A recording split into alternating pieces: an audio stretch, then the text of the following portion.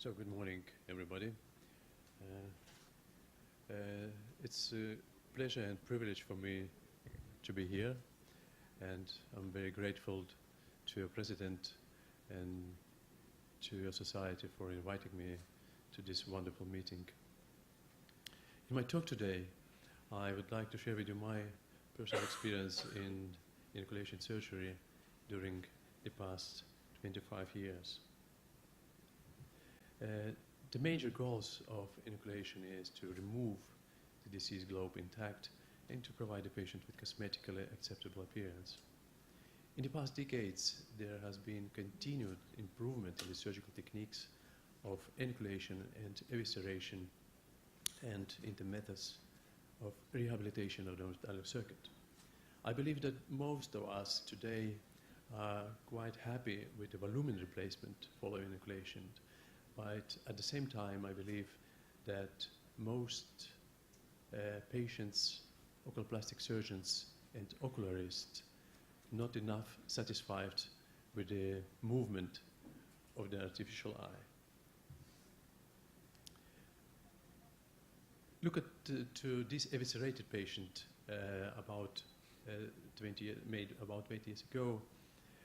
Look at this result is a question: would it be possible to achieve the similar result also in enucleated patients?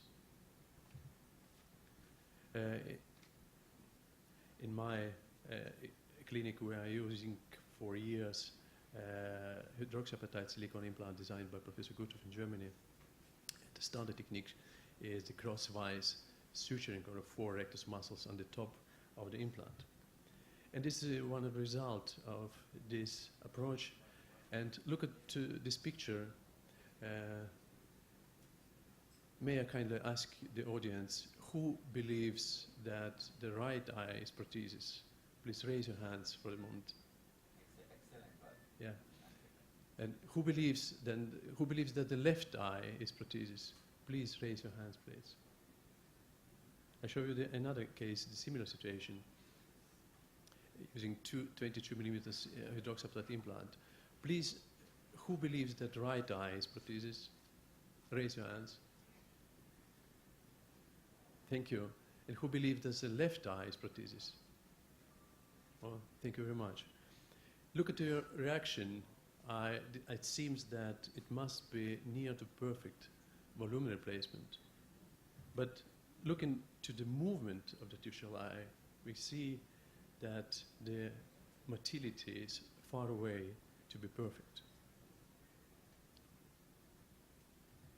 We know today that the postoperative motility is strongly dependent on the postoperatively created depth of the superior inferior fornix, and in some way from the thickness of the soft tissue covering the front of the implant, which both of this way can analyze and measure using different measurement techniques. In other words, to achieve a good result, how to fill the following criteria. We would like to use, in every case, a large size of the implant as possible. We try to create deep superior and inferior sulcus with less covering soft tissue material for better transmission from the socket to the artificial eye. In the end of the day, we would like to do it with minimal complicated rate, such extrusion or migration of the implant. In our experience, one way to achieve this result is using so-called muscle pedunculated scleral flaps for covering top of the implant. As you can see here schematic, it means that we separate rectus muscles together with laminated piece of sclera, as you can see here on this short video.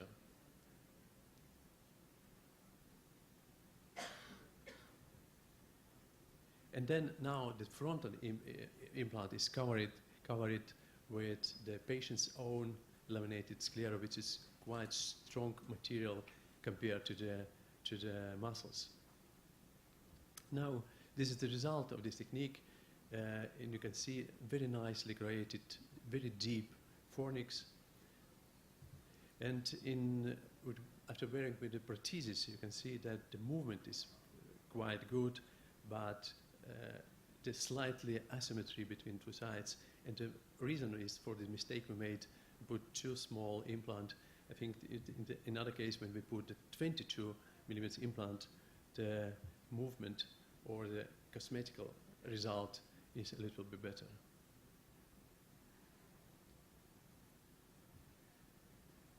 The next question is, what about using all 6 extraocular muscles compared to the 4 rectus muscles?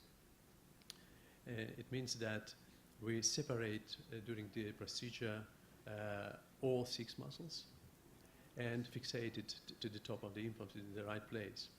Look into the literature, you can find that some studies who compare the movement result between 4 rectus muscles compared to the 6 muscles. They find no big difference in the movement. But in our small study, we find that it's still a little bit better result using all 6 muscles versus 4 muscles. And this is one of the results, 4 weeks postoperatively without and with artificial eye.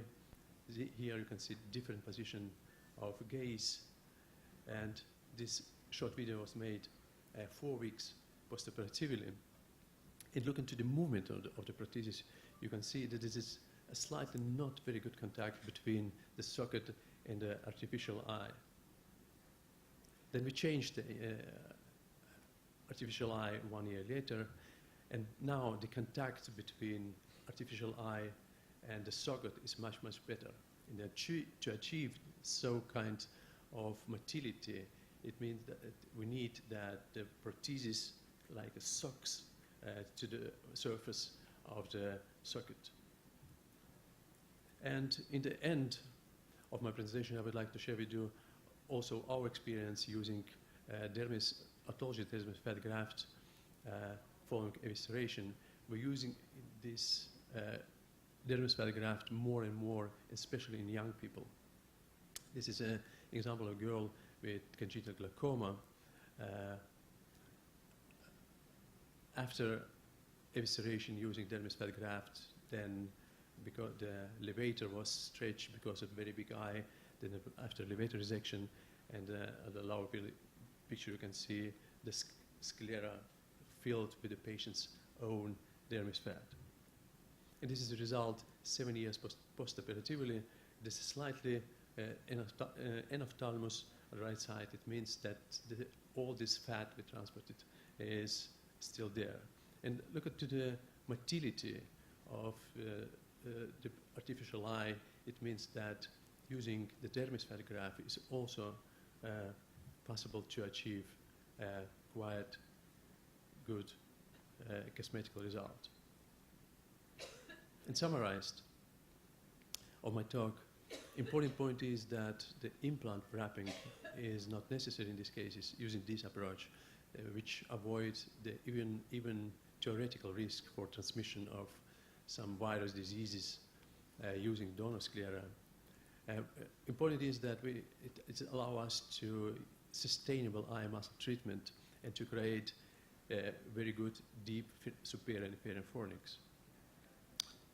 All these things for better transmission from the socket to the artificial eye. And one point which is also very important, that in our experience, covering the front of the prosthesis with patient's own laminated sclera dramatically reduced the risk for postoperative erosion and extrusion or migration of the implant.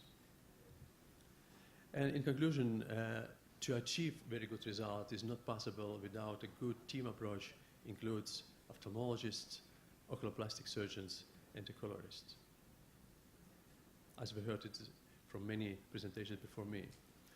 So this is the view from my operating theater in Tallinn Eye Clinic, made 30 years ago when I started my career in Tallinn Eye Clinic, and this is the same view today.